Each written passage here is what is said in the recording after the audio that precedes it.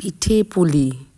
সবাই জানো পৌষ মাসেই পিঠে খাবে সবাই, আমিও তাই করেছি। আজকে পাটিসাপটা করে নিচ্ছি। এটা সন্দেশে পাটিসাপটা করছি। দেখো ব্যাটারটা গুলিয়ে নিয়েছি, ময়দা, সুজি, দুধ, চিনি সব কিছু মিশিয়ে একটা সুন্দর ব্যাটার তৈরি করেছি। ব্যাটারটা এরকম থিকনেস হবে, খুব বেশি পাতলাও না, খুব বেশি ঘনও না। এবার আমি একটা তাওয়া বসিয়ে দিয়েছি ওভেনের পরে। এবার এটার পরে আমি তেল ব্রাশ করে দিলাম। দেওয়ার পরে এবার এক হাতা আমি গোলা ব্যাটারটা দিয়ে দিলাম। দিয়ে এবার একটুখানি ছড়িয়ে দেবো। তারপরে এর মধ্যে আমি সন্দেশের পুর দেবো। পাটিসাপটা দারুণ লাগে খেতে। সন্দেশের পুরটা দিয়ে তারপরে সেটাকে আমি একটু সুন্দর করে রোল করে পাটিসাপটার শেপ নিয়ে একদম সুন্দর করে নামিয়ে নেব।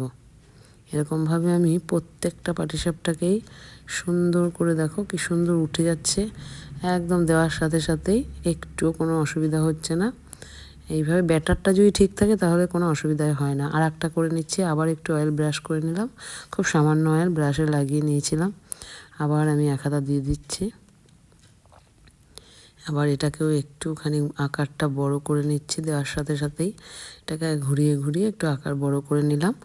আবার এর মধ্যে সন্দেশ দেবো। নারকেলের পুরো অনেকেই দেয়, আমিও করি, কিন্তু এখন আমি সন্দেশ দিয়েই করব।